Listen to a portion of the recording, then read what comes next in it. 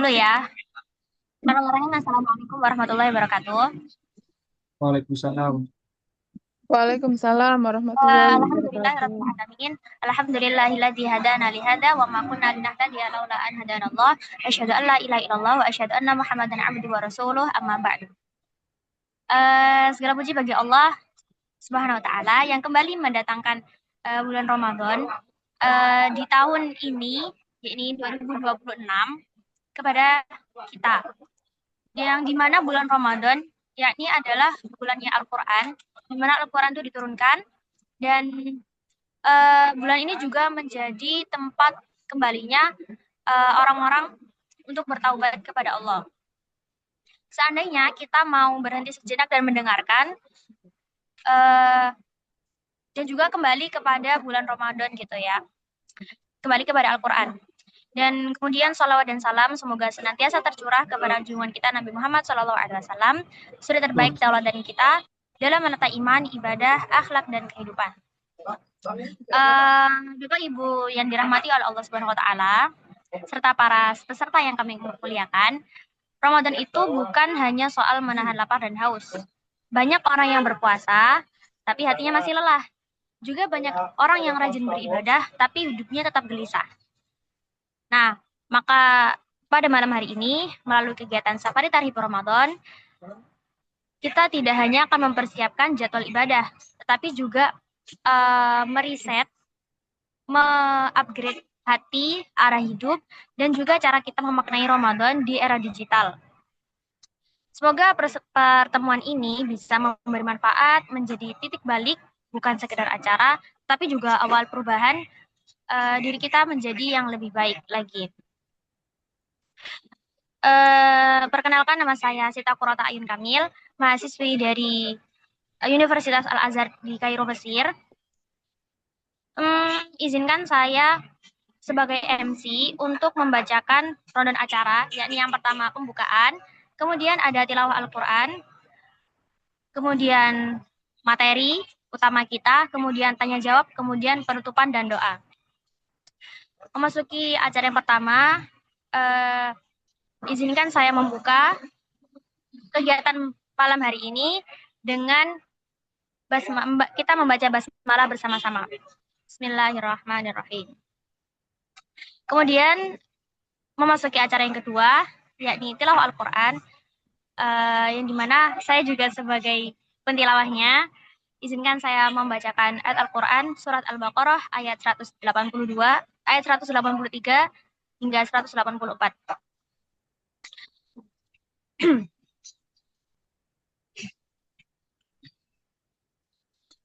A'udzu billahi minasyaitonir rajim. Bismillahirrahmanirrahim. Ya ayyuhalladzina amanu kutiba alaikumus shiyam kama kutiba alal ladzina min qablikum la'allakum tattaqun. Ayyaman ma'dudat. فمن كان منكم مريضا أو على سفر فعدة من أيام أخر وعلى الذين يطيقونه فدية طعام مسكين فمن تطوع خيرا فهو خير له وأن تصوموا خير لكم إن كنتم تعلمون. Artinya, wahai orang-orang yang beriman, sesungguhnya telah diwajibkan atas kalian berpuasa, sebagaimana diwajibkan atas orang sebelum kamu agar kamu bertakwa. Ayat 164, yaitu beberapa hari tertentu. Maka barang siapa di antara kamu yang sakit dalam perjalanan, lalu tidak berpuasa, maka wajib mengganti sebanyak hari yang dia tidak berpuasa di hari itu, pada hari-hari yang lain. Dan bagi orang-orang yang berat menjalankannya, wajib membayar fidyah, yaitu memberi makan orang miskin. Tapi barang siapa yang dengan kerelaan hati mengerjakan kebaikan, maka itu lebih baik baginya, dan puasamu itu lebih baik jika kamu mengetahui. Shadaqallahul adzim. Nah, benar Allah dengan firman-Nya, memasuki acara yang ketiga, yakni materi utama kita dari Ustadz Sugeng Pribadi. Kepadanya waktu dan tempat dipersilahkan. Terima kasih Kak Sita di Mesir sana. Di sana jam berapa Kak Sita? Di Mesir jam berapa Kak Sita?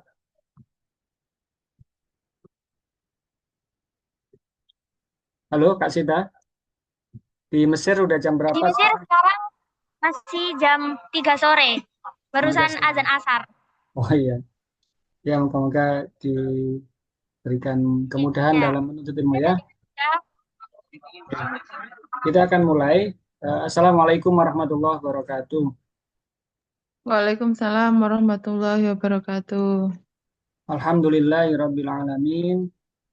Wassalatu wassalamu ala asrafil anbiya'i wal mursalin sayyidina wa maulana Muhammadin wa ala alihi wa ashabihi ajma'in. Rabbi israh li sadri wa yassir li amri wahlul 'uqdatam min lisani yafqahu qawli amma ba'du.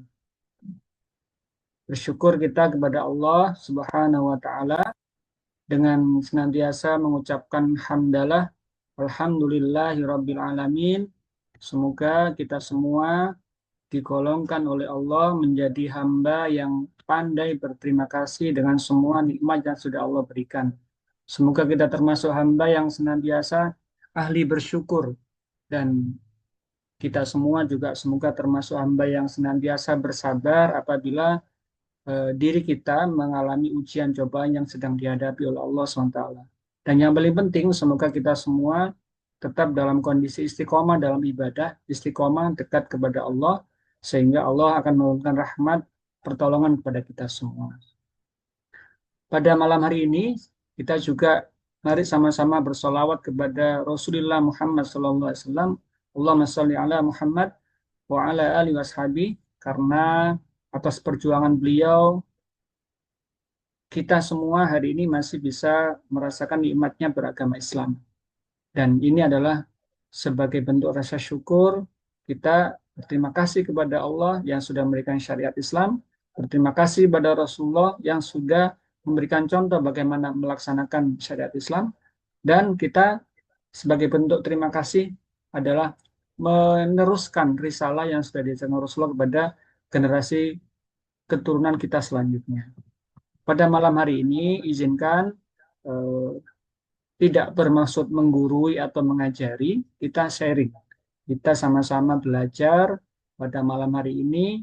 10 hari ke depan kita sudah akan berjumpa dengan bulan suci Ramadan. Tentunya kita berharap Ramadan tahun ini itu adalah Ramadan terbaik kita. Karena kita tidak ada yang bisa menjaminkan diri kita bahwa Ramadan tahun depannya lagi akan berjumpa lagi. Maka kesempatan ini harus selalu kita upgrade sesuai dengan temanya Ramadan upgrade. Kita strateginya bagaimana Ramadan tahun ini jauh lebih baik daripada Ramadan tahun lalu, dan akan seterusnya akan kita upgrade juga. Kegiatan ini dipersembahkan oleh Lazis Nurul Fala Mojokerto, dan akan ada serial selama 5 kali dalam 10 hari ke depan. Dan ini kesempatan untuk kita bisa mengupgrade dari sisi tauhid, dari sisi fikih, dari sisi muamalah, akhlak, dan sebagainya. Yang ini sangat diperlukan oleh seorang muslim dimanapun tempatnya. Sehingga dia tidak hanya menjadi muslim, tapi bisa di-upgrade menjadi seorang mukmin yang nantinya akan bisa di-upgrade lagi menjadi seorang muhsin dan menjadi orang-orang yang bertakwa. Bapak Ibu sekalian yang dirahmati Allah, izinkan untuk materi pada malam hari ini kita akan menyampaikan materi serial yang pertama, yaitu Sinyal Langit. Di 5 hari ke depan kami akan menyampaikan ada sinyal langit, ada deep clean jiwa, bagaimana membersihkan sampah-sampah emosi yang ada dalam jiwa, dan juga bagaimana membersihkan eh, ibadah kita dari hal-hal yang sifatnya eh, yang tidak dicontohkan oleh Rasulullah. Karena kelak semua amal kita itu akan dihadapkan kepada Rasulullah, apakah amal tersebut sesuai dengan yang Rasul ajarkan atau tidak. Kalaupun tidak, maka tentu amal tersebut akan dianggap tidak bernilai apapun. Kemudian bagaimana kita bisa menumbuhkan high performance dalam ibadah sehingga ibadah kita semakin lebih baik. Seusia kita bertambah, tentunya ibadah kita harus lebih berkualitas. Kemudian juga bagaimana diri kita itu menjadi magnet rezeki. Artinya bagaimana kita mendapatkan curahan rahmat dari Allah dengan jalan yang sudah Allah berikan contoh. Dan terakhir kita akan melakukan digital detox, bagaimana akhlak kita terhadap kondisi saat ini itu bisa kita perbaiki, apalagi menjelang bulan suci Ramadan. Dan kelima materi ini sengaja dibuat serial sampai nanti menjelang puasa hari pertama. Hari ini kita akan bicara tentang sinyal langit dan menguatkan tauhid di era digital dan akhir zaman. Mungkin sebagian ada yang belum tahu atau belum kenal, izin memperkenalkan terlebih dahulu. Saya panggilannya Adi. Kebetulan tadi MC-nya itu putri kami yang ada di Mesir. Kemudian ada Ibu Umi Fadila sebagai istri dan 3 orang anak masing-masing. Ini sudah di Mesir. Kemudian yang kedua ini masih mondok. Insya Allah juga menyusul ke Mesir. Dan yang ketiga ini insya Allah juga tahun depan akan ke Mesir juga. Moga-moga dimudahkan. Dan amanah saat ini saya sebagai staff di Amil Zakat Nurul Falah, kemudian juga konsultan di Pranika Sektor, kemudian juga pengasuh Quran Weekend, ada Rumah Tafid Balita, kemudian bimbingan Al-Quran untuk dewasa dan lansia, serta tafid untuk tunanetra dan duafa. Kemudian juga kami punya usaha di Rumah Syamil Quran, kemudian dan juga di usaha yang lainnya. Kami juga di sekjennya Forum Zakat dan anggota persaudaraan persaudaraan Muslim, pengkisah Muslim, pencerita Muslim, gitu ya, dan beberapa hal lainnya. Tapi ini semua adalah mana yang harus dimaksimalkan untuk sebagai ladang untuk bisa dekat kepada Allah. Tentunya teman-teman semua juga memiliki amanah-amanah. Kami apresiasi di malam hari ini, di kesibukannya bisa hadir, izin menyapa. Ada Bu Erni, ini dari Delanggu. Ada Pak Haris, Ustadz Haris, ini dari Banjarbaru. Ada Pak Azwar Martadinata dari Surabaya. Ada Kak Kaila, ini juga dari Delanggu. Ada beberapa tadi yang masih mencoba masuk, semoga dimudahkan. Ya, karena ini juga kajian pertama dan kita baru memberikan informasinya tadi sore, jadi pesertanya masih berjumlah yang terbatas. Dan ini memang justru akan lebih bagus karena kesempatannya nanti bisa langsung interaksi bertanya di akhir sesi. Sinyal langit ini harapannya bisa menjadi nasihat buat diri saya pribadi. Kalaupun ada yang benar dari Allah, kalaupun salah itu murni dari saya yang fakir terhadap ilmu. Dan kita berharap karena tauhid ini adalah pondasi, maka tidak cukup nanti hanya belajar tauhid saja. Ada ketika saya ketemu seorang menyampaikan seperti ini, anak saya setelah SD saya pondokkan, setelah pondok SMA pindah, kemudian kuliah. Terus dia bilang seperti ini, minimal ada pondasinya. Saya pikir kalau pondasi saja tidak bisa ditempati sebagai rumah tinggal atau rumah singgah, maka tidak cukup hanya sekedar memberikan pondasi kepada anak atau cucu kita ke depan. Harus ada lanjutannya. Selain tauhid, di situ ada ibadah, ada muamalah, ada akhlak, dan seterusnya. Apalagi di era yang berbeda jauh dengan di masa-masa kita. Dan ini era akhir zaman orang menyebut. Karena memang sudah zamannya, kondisinya sudah menunjukkan tanda-tanda tersebut. Bapak Ibu sekalian yang dirahmati Allah, kita bicara nanti tidak akan jauh-jauh dari apa yang sudah diajarkan Rasulullah, yang Rasul menyampaikan, taraktu fikum amroini lan tadillu abadan. Bahwa kamu tidak akan tersesat selamanya kalau kamu menggunakan 2 warisan yang aku tinggalkan, yaitu Al-Quran dan hadis. Maka kita semua nanti akan berlandaskan pada hal itu. Al-Quran sebagai Al-Hakim. Kita sering baca Yasin wal Quranil Hakim. Al-Quran sebagai hakim, artinya kalaupun ada permasalahan hidup, ada persoalan, ada hukum yang belum terselesaikan di sekitar kita, maka kita kalau di sebuah negara pasti membawa itu kepada ranah pengadilan. Di pengadilan ada yang mengambil keputusan namanya Al-Hakim atau Pak Hakim gitu. Nah, umat Islam sudah diberikan oleh Allah hakimnya adalah Al-Quran. Maka sangat tidak pantas kalau kemudian seorang Muslim mengalami masalah, kemudian Al-Quran dianggap sebagai hanya bacaan, tapi bukan sebagai hakim yang memutuskan perkara. Nah, kita berharap nanti kita bisa mengambil hukum-hukum dari Al-Quran, kemudian hadis sahih, ijma' dan qiyas.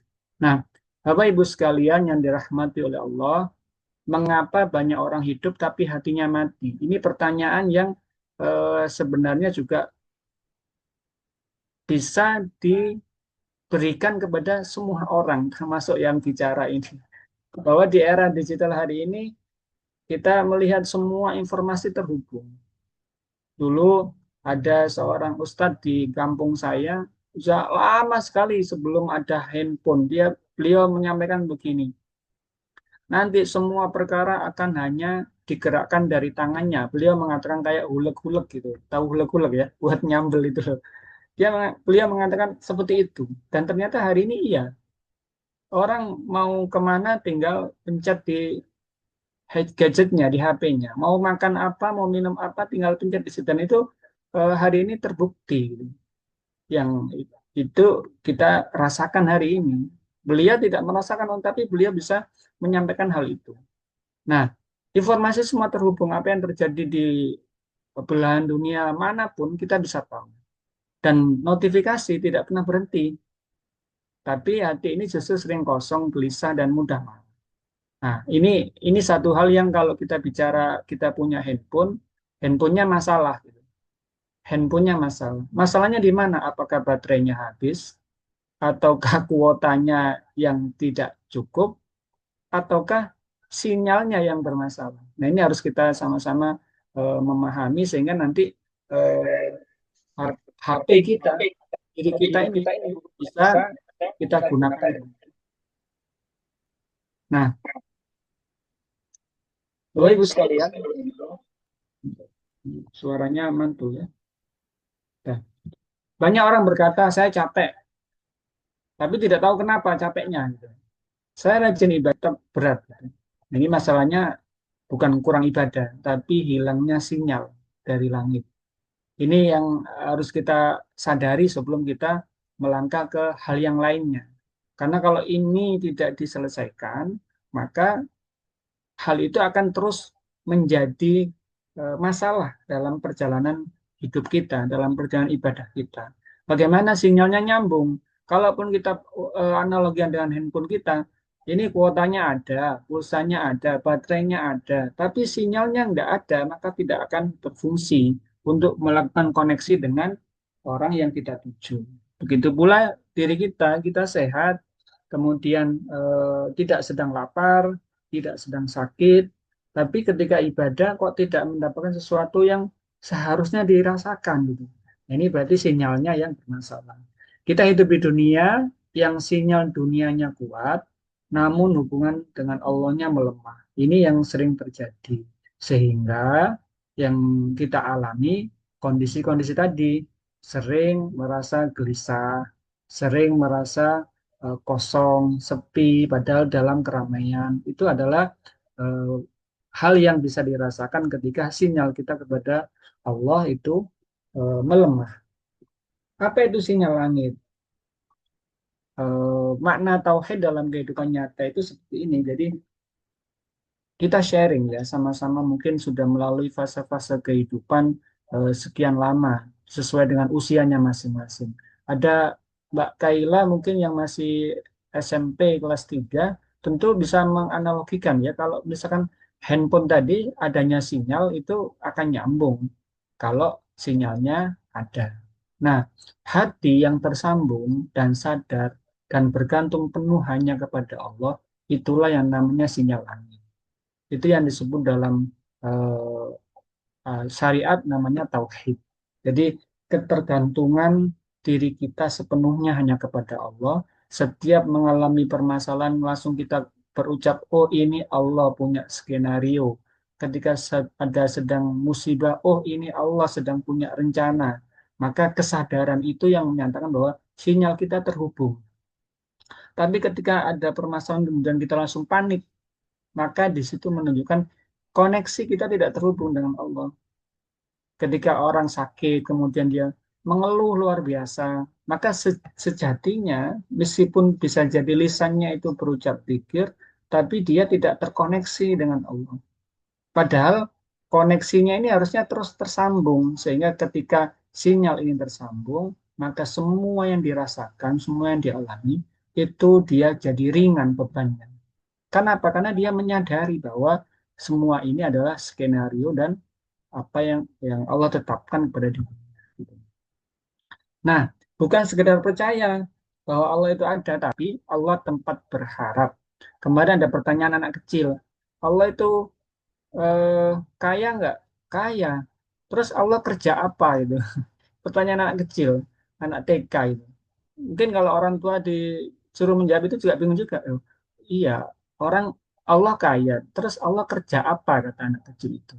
Nah, Allah tidak bekerja, nak. Allah malah melayani kita semuanya. Dan Allah tidak membutuhkan kerja. Mungkin jawaban itu masih membuat anak itu penasaran.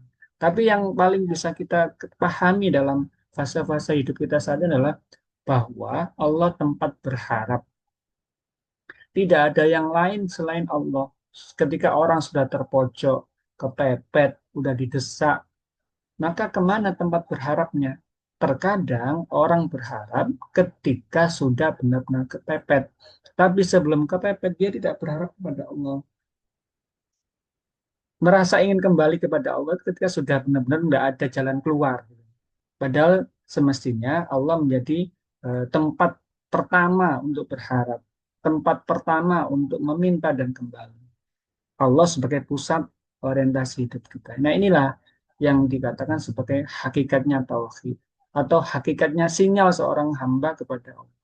Kita kemarin memperingati Isra Mi'raj. Kalau kita bertanya pada diri kita sendiri, sudah berapa kali semasa hidup kita ini memperingati atau menemui peristiwa perayaan atau mungkin peringatan Isra Mi'raj. Terus ada yang berubah nggak dengan diri kita? Ketika kita duduk tahiyat akhir, at-tahiyatul mubarakatus shalawatut thayyibatulillah, bisa nggak kemudian kita mengharap kita sedang berucap, berkomunikasi, berharap kepada Allah yang memiliki diri kita. Itu sulit kalau tidak dilatih. Maka ada peringatan Isra Mi'raj yang setiap tahun mengingatkan kita kembali, hadir dalam kajian-kajian seperti ini, itu untuk mengingatkan kembali bahwa orientasi kita itu hakikatnya hanya kepada Allah. Lalu kemudian, coba saya ingin tunjukkan video ini. Mungkin ada yang pernah menyaksikan, saya ingin yang sudah pernah menyaksikan, Anda bisa melihat ini kembali. Bahwa ini bukan sekedar sesuatu film tontonan, tapi sesuatu yang kita bisa.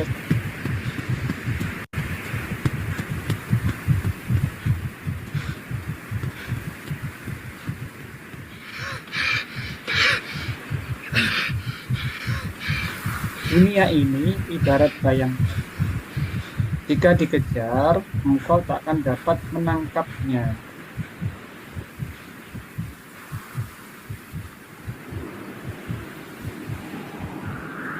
Maka palingkanlah tubuhmu dari dunia, dan dia tidak punya pilihan lain selain mengikutimu. Sederhana sebenarnya cara ini. Tapi banyak orang yang kemudian belum tahu atau mungkin belum berani untuk melakukan hal itu. Sebuah nasihat emas dari Ibnu Qayyim al-Jauziyah menyatakan seperti ini. Rasulullah SAW bersabda, yang artinya barang siapa yang tujuannya akhirat, obsesinya akhirat, cita-citanya akhirat, maka dia akan mendapatkan 3 perkara. 1, Allah menjadikan kecukupan di hatinya. 2, Allah mengumpulkan, memudahkan semua urusannya. 3, dunia datang kepada dia dalam keadaan dunia itu tinggi. Tapi barang siapa yang tujuannya dunia, obsesinya dunia, cita-citanya dunia, maka dia akan mendapatkan 3 perkara juga. Satu, Allah menjadikan kemelaratan ada di depan matanya. Allah mencerai beraikan urusannya. Dunia tidak datang kecuali yang ditakdirkan untuk dia saja.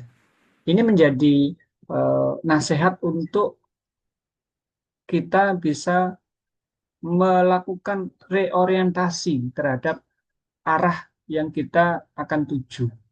Ketika kita kemudian salah meletakkan titik koordinat dalam map yang kita tuju, mungkin kalau dengan bahasa map ya, handphone kan kita sering gunakan ya. Kalau kita menggunakan map, HP, Google Map gitu, salah meletakkan titik titik tujuannya, maka kita nggak akan nyampe. Nyampe pun tidak sesuai dengan yang diharapkan.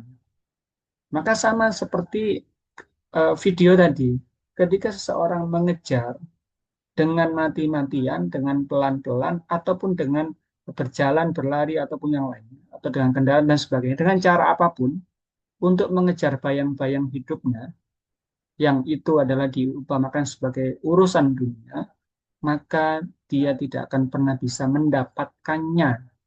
Kalaupun dapat, ya hanya sedikit. Jadi, caranya supaya bayang-bayang tadi mengejar kita bagaimana? Supaya dunia mengejar kita. Berbaliklah arah menuju ke sumber cahaya. Tidak ada lain sumber cahaya, itulah Allah nurus samawati wal ard. Allah sebagai cahaya yang mencahayai alam semesta, langit dan bumi. Kembalilah ke cahayanya Allah. Maka dengan sendirinya bayang-bayang akan mengejar kita. Bukan kita yang sibuk untuk mengejar mereka, tapi bayang-bayang itu mengejar kita. Ini sebagai nasihat saya pribadi ya pada diri saya. Sharing buat teman-teman, mungkin juga ada yang mengalami hal kondisi yang serupa. Saya udah bekerja sekian lama, sudah punya usaha seperti sudah bangun, gagal, bangun lagi, bangkit lagi. Ini apa gitu loh. Artinya kalau masih diberikan kesempatan gagal bangkit, berarti Allah masih kesempatan untuk kemudian kita mereorientasi lagi. Karena kalau tidak direorientasi lagi, maka sama kayak Google Map tadi. Kita udah muter-muter, ternyata titiknya yang salah, titik koordinatnya. Dan tentunya dalam menuju titik koordinat tadi, itu mungkin kita sekali meletakkan titiknya, tapi melihat mapnya itu bisa berkali-kali sebelumnya map tujuan. Ada belokan, kita lihat lagi, oh ini harus belok kemana. Ada belokan lagi, oh lihat lagi. Dan seterusnya kayak gitu. Sama dalam proses perjalanan, titik kita udah kita tentukan nih sekarang maunya ke surga, maunya husnul khotimah kelak, maka titik itu yang benar. Jangan sampai kemudian titiknya salah. Setelah titiknya tahu yang benar, maka jangan menoleh selain kepada arah yang ditunjukkan oleh map tersebut. Mapnya sudah Allah berikan, yaitu Al-Quran dan hadis, ijma'nya para sahabat, dan kias yang dibuat oleh para ulama. Dan itu hierarkinya jelas. Kalau ada kiasnya ulama, siapapun mereka, bertentangan dengan ijma'nya para sahabat, maka yang dipakai adalah ijma'nya para sahabat. Seandainya ijma'nya para sahabat itu eh, bertentangan dengan hadis yang sahih, maka sudah barang tentu kita akan memilih hukum yang dari hadis sahih. Ketika hadis itu dinyatakan, oh ini bertentangan dengan Al-Quran, maka sudah pasti kita akan mengikuti hukum tertingginya yaitu Al-Quran. Nah, Allah menyampaikan di surat Az-Zumar, wala in sa'altahum man khalaqas samawati wal arda la yaqulunna Allah. Jika engkau bertanya kepada mereka, siapa yang menciptakan langit dan bumi? Niscaya mereka menjawab Allah. Dan ketahuilah bahwa orang-orang Mekah sepeninggal Nabi Ibrahim dan Nabi Ismail sampai datangnya Nabi Muhammad, mereka masih mengakui bahwa Allah lah pencipta langit dan bumi, tapi mereka menyembahnya berhala. Artinya, apa yang mereka yakini bahwa Allah penciptanya, tapi mereka menggunakan berhala-berhala ini sebagai perantara untuk menuju kepada Allah. Dan itu adalah perbuatan syirik yang kemudian dimusuhi oleh Rasulullah untuk kemudian ditumpas atau dihilangkan. Nah, secara tafsirnya seperti apa? Masalah manusia bukan tidak mengenal Allah, tetapi tidak menjadikan Allah sebagai pusat hidupnya. Nah, tauhid bukan soal pengakuan lisan, tapi ketundukan hati dan arah hidup. Jadi bisa saja kalau kita dikatakan sebagai muslim, artinya muslim itu kan tunduk, patuh, taat gitu ya, menyerah gitu ya. Muslim itu menyerah. Menyerah kepada siapa? Menyerah kepada aturannya Allah. Menyerah kemana? Menyerah kepada arah yang Allah berikan. Arahnya adalah menuju akhir. Nah, Bapak Ibu sekalian yang dirahmati Allah, ada yang mau bisa membantu membaca? Ini mumpung Ramadan ya, biar ada kesempatan. Mbak Bu Erni mau membaca?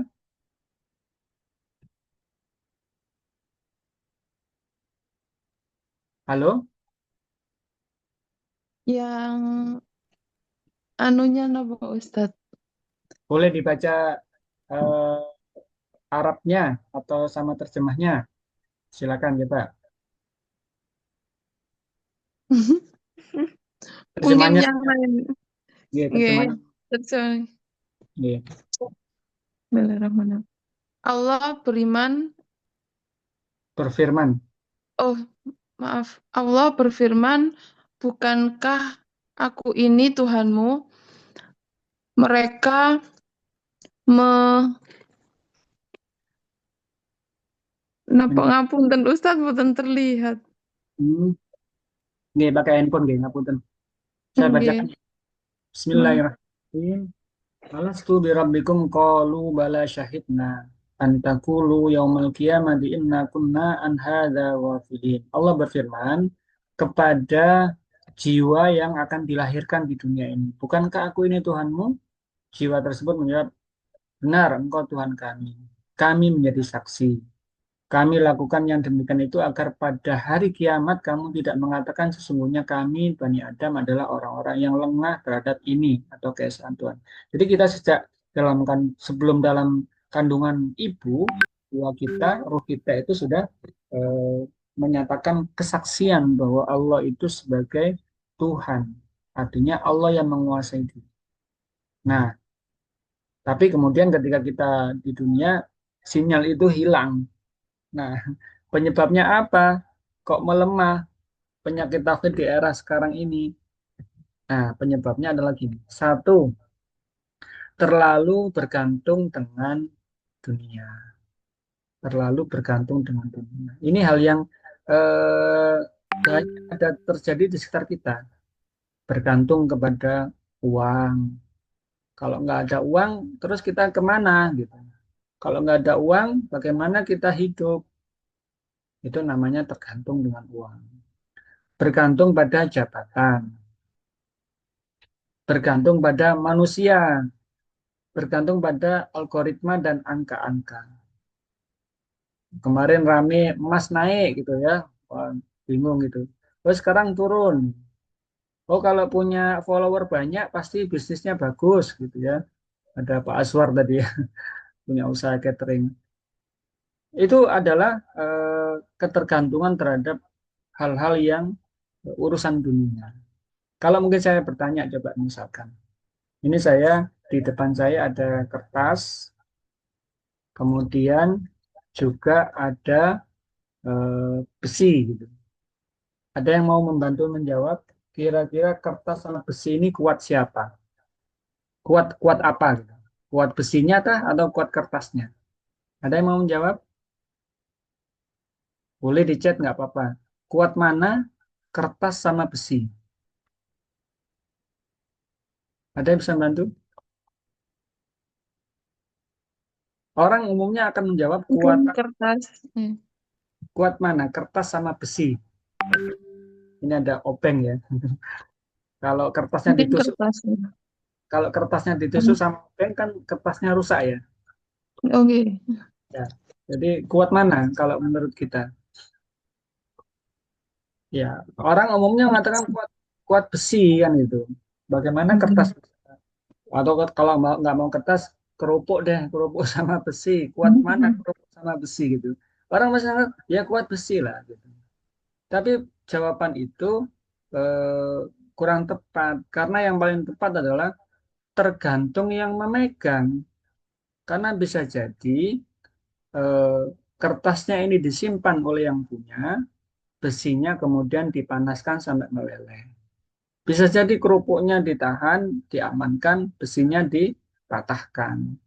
Tergantung siapa? Tergantung yang punya. Maka maksudnya apa ini? Misalkan kita menyatakan, kalau nggak punya uang, kita nggak bisa hidup. Siapa bilang? Kan tergantung yang menguasai uang tersebut, yang menguasai diri kita, Allah SWT. Gitu. Kalau kertas ini jelas tadi yang menguasai saya pegang kertas, saya pegang besi. Lah, kuat mana? Ya terserah saya. Kalau misalkan kertasnya saya simpan baik-baik, besinya saya panaskan, ya besinya yang kalahkan. Di dunia ini sama. Eh, mana ini kalau misalkan, pengapunten ya, mungkin ada yang punya masalah-masalah dengan keuangan, atau mungkin masalah-masalah dengan orang lain, atau mungkin ditekan, atau mungkin lainnya, maka tetaplah bergantungnya kepada Allah, karena Allah yang maha kuasa terhadap diri kita, dan kuasa terhadap orang tersebut, kuasa terhadap bangsa-bangsa. Tabarakalladzi biyadil mulk, semua kerajaan berada di tangan Allah SWT. Jabatan manusia atau lain. Apa yang menyebabkan kita kenyang? Ada nggak yang bisa menjawab? Nah, ada yang Makanan, makanan gitu ya, makanan. informasi, Padahal Allah menyampaikan seperti ini. Alladzi at'amahum min ju' wa amanahum min khawf. Dialah Allah alladzi at'amahum min ju', yang memberikan rasa kenyang terhadap orang yang lapar dan memberikan rasa aman terhadap orang yang takut. Artinya gini, kita bisa mengatakan saya kenyang karena habis makan.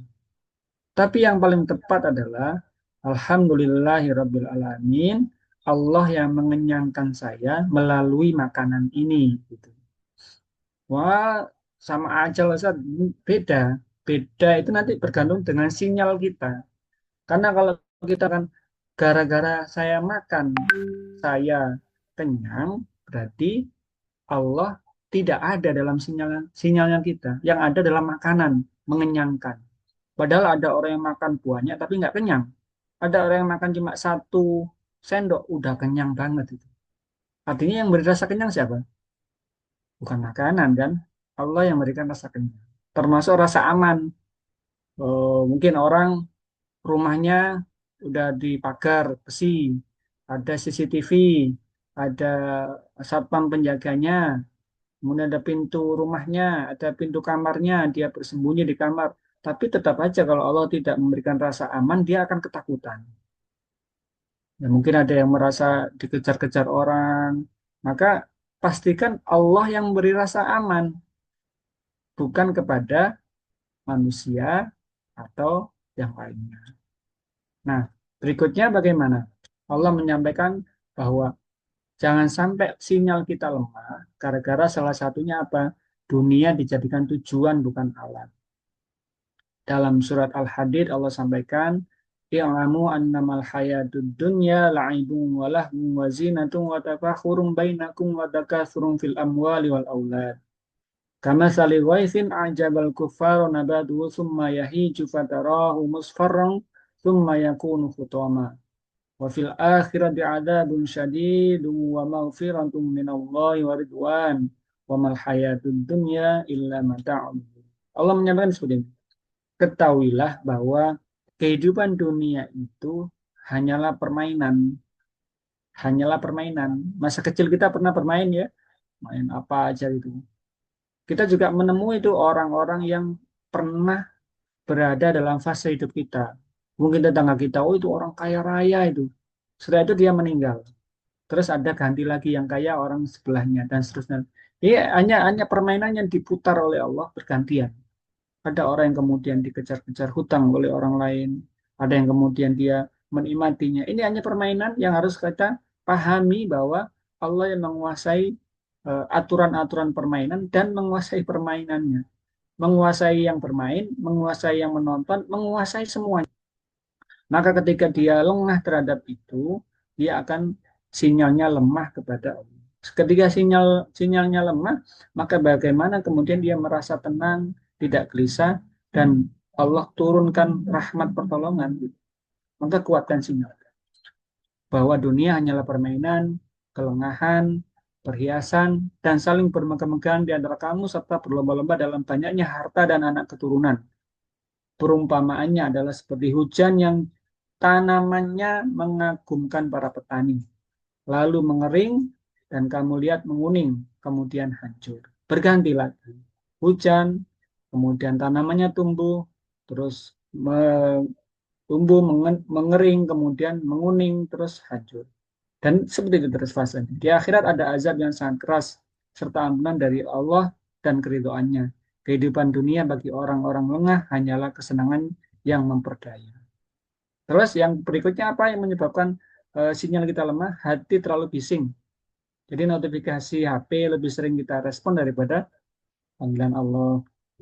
Ya, sama-sama nasihat buat diri sendiri ya. Panggilan Allah setiap hari 5 kali. Dan panggilan Allah ada yang lebih daripada 5 kali. Dalam Al-Quran itu setiap kali kita baca dia mengatakan panggilan, notifikasi bahwa jangan kemudian berbuat yang dolim kepada tetangga, dolim kepada teman, jangan hasut, jangan berprasangka buruk. Itu adalah notifikasi-notifikasi yang berasal dari Allah melalui Al-Quran. Tapi kan ya kita manusia sering karena handphone kita notifikasi itu yang sering kita respon. Ada pesan, ada message dan sebagainya. Allah menyampaikan di surah Al-Anfal, saya bacakan terjemahnya. Wahai orang-orang yang beriman, penuhilah seruan Allah dan Rasul apabila dia menyeru kepada sesuatu yang memberi kehidupan kepadanya. Jadi banyak yang hidup, tapi tidak benar-benar hidup secara ruhani. Hidup secara fisiknya, tapi ruhaninya merasa kosong. Kenapa? Karena tidak idza da'akum lima yuhyikum. Tidak istajibu lillah, tidak memenuhi seruannya Allah. Tidak menyeru kepada sesuatu yang memberi kehidupan. Nah, yang ketiga adalah ibadah hanya sebagai rutinitas tanpa kesadaran. Sholat dikerjakan, tapi hati tidak hadir. Kalau kita koreksi pada diri sendiri, bagaimana dengan sholat kita? Apakah setiap sholat selalu ada perbaikan? Yang kita baca, kita paham.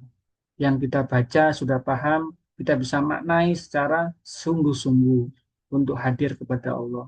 Ketika kita membaca Rabbil firli warhamni dan seterusnya, Rabbil firli mohon ampun ya Allah, ampuni dosaku ya Allah, itu benar-benar bisa sampai merasa, oh dosaku banyak sekali dan sebagainya. Ketika menyampaikan At-tahiyyatul mubarakah, terus kita meyakini bahwa semua kemuliaan milik Allah. Tapi terkadang kita dengan sadar masih memuji selain Allah, masih mengagumi selain Allah. Nah, itu namanya tidak sebenar-benarnya hadir. Allah menyampaikan di surat Al-Ma'un, celakalah orang-orang yang sholat, yaitu yang lalai dari sholatnya. Lalai ini bukan tidak sholat, tapi sholat tanpa koneksi hati, tanpa tersambung dengan Allah sebagai penciptanya. Nah, tandanya sinyal langit kita mulai hilang itu apa? Coba jawab dalam hati masing-masing. Siapa yang masih mudah marah dan tersinggung? Saya. Masih meledak-ledak gitu ya. Masih kadangan lepas kontrol. Sulit tenang meski ibadahnya jalan. Ibadahnya terus jalan, tapi sulit tenang. Ya, saya juga kadang mengalami hal itu. Artinya kita proses belajar bersama-sama. Bukan yang ngomong lewat, enggak, kita proses sama-sama, kita sharing. Bahwa ketika itu terjadi, ketahuilah orang marah itu sinyalnya sama Allah udah langsung lepas. Dan dia udah dikuasai oleh setan. Udah langsung dikuasai dalam kendalinya setan. Maka pintu marah itu pintu yang paling besar sehingga setan bisa masuk. Maka Rasul mengatakan sampai 3 kali, la taghdab, la taghdab, la taghdab, walakal jannah. Jangan marah, jangan marah, jangan marah, untukmu surga. Nah, ini bagaimana kita mengontrol itu supaya sinyalnya nggak hilang, tidak mudah tersinggung dengan orang lain, bahkan orang yang kemudian menyinggung diri kita.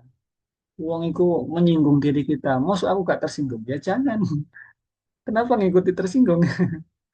Kita punya sinyal sendiri gitu.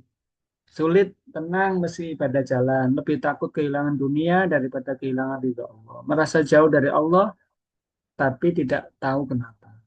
Nah, itu bukan tanda Allah menjauh, tapi hati kita yang tidak lagi terhubung. Pernah lihat video ini enggak? Coba saya tampilkan ya. Video ini bisa memberikan sebuah kita kesadaran bahwa ternyata kita penting untuk tahu. Allah itu nggak ada. Ada. Allah itu nggak ada. Ada. Nggak ada. Ada. Kalau Allah itu ada, kenapa hidup gua menderita dibiarkan? Hidup gua perih dibiarkan. Hidup gua susah dibiarkan. Oke. Kalau sekarang gua bilang bahwa tukang cukur itu nggak ada, lo setuju apa enggak? Ya enggak lah. Gua kan tukang cukur. Dan buktinya, gua lagi cukur rambut lo nih. Dari mana lo berpikir bahwa tukang cukur itu nggak ada? Lo lihat keluar. Di situ ada ODGJ, orang dalam gangguan jiwa. Kalau memang tukang cukur itu ada, kenapa rambut ODGJ itu dibiarkan gondrong? Ya karena dia nggak datang ke gua. Bagaimana gua mau mencukurnya, datang aja kagak? Begitu juga kalau lo nggak pernah datang ke Allah. Bagaimana Allah akan menolongmu? Datang aja enggak. Nah, ini menjadi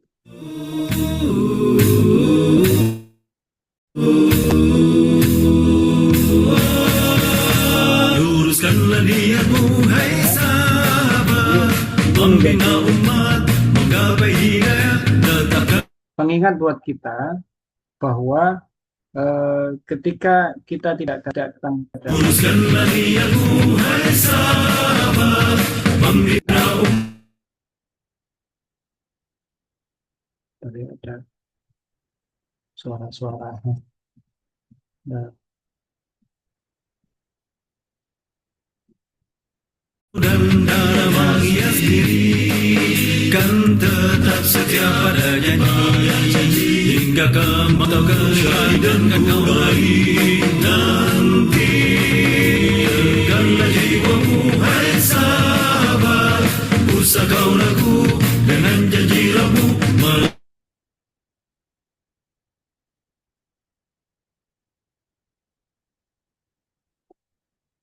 ya, jadi kita Kalau sampai Allah itu ada, kenapa hidup gua menderita dibiarkan?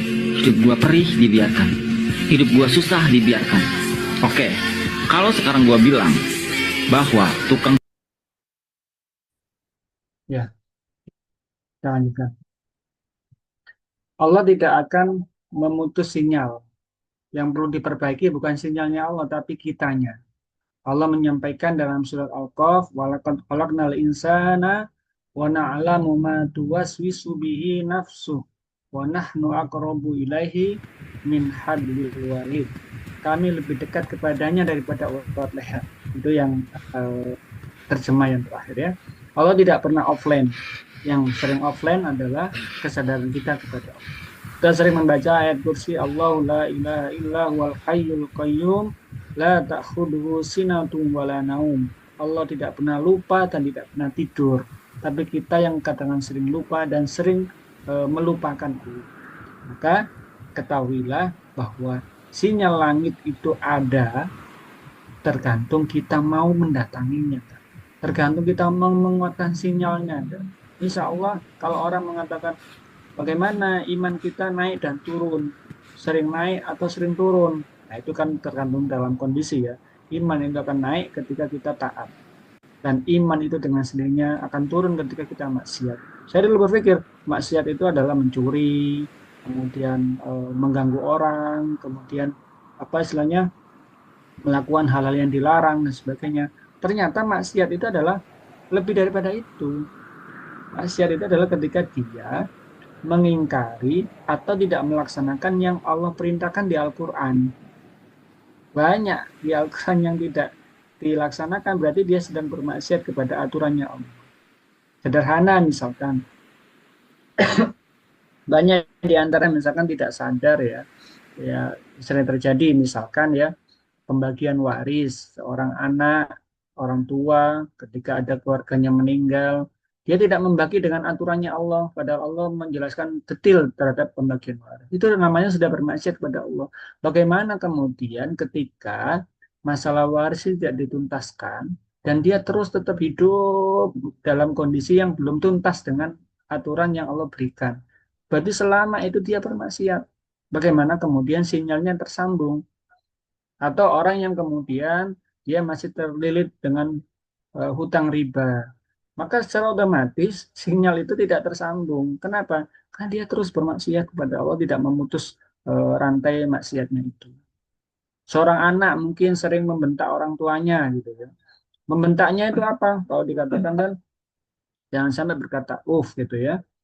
Tapi nya zaman sekarang bukan dikatakan tapi dikatakan misalkan nah ini segera lakukan ini, marek gitu. Nah, itu sudah termasuk mengacuhkan atau kemudian tidak melaksanakan yang disampaikan, itu sudah sama dengan yang dilarang. Nah, bagaimana ketika dia punya cita-cita, punya harapan besar, tapi kemudian dia bermaksiat dengan cara hal-hal yang seperti itu tidak disadari. Maka Allah tidak pernah offline. Yang sering offline adalah kesadaran kita kepada. Berikutnya apa? Dalam sebuah hadis disampaikan, ketahuilah dalam jasad ada segumpal daging. Jika ia baik, maka baiklah seluruh jasad. Jika ia rusak, maka rusaklah seluruh jasad. Ketahuilah, itulah hati. Jadi tauhid itu urusan hati, bukan sekedar pengetahuan atau ilmu, tapi hatinya bagaimana. Dan cara